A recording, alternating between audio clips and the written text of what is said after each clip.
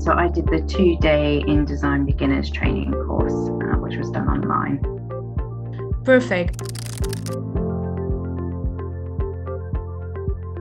Yes, I thought the training was great. It was really helpful.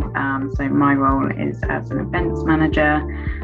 So it was really helpful to kind of look at how you would put together like an invite or a leaflet or some information, obviously in a much more kind of presentable way than kind of doing it on a Word document or PowerPoint, which is what we historically have done.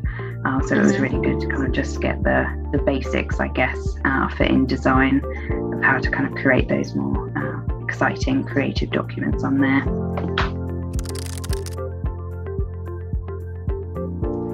So it was Ian that did the training, and I thought he was great.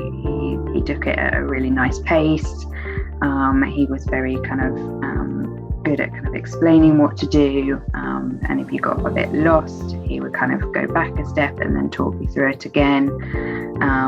Yeah, he was great, super friendly, good to listen to, really engaging, which I think, considering it's an online one, is difficult. So yeah, he did a really good job.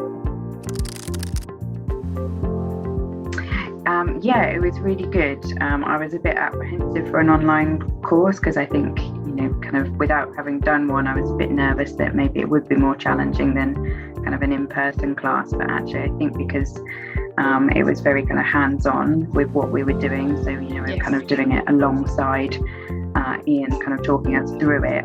I think it worked really well, and so it was still really engaging, and kind of kept you awake, because sometimes if you're on Zoom all day it can be quite challenging, but no, everyone seemed to be really engaged throughout the whole thing, so it worked well. No, it was all good, all smooth. Kind of had the Zoom screen. It was good to know that to use 2 screens, so I made sure that those were set up. So I had the one I was working on and then the Zoom one, so I could kind of just look between the two as we were going through.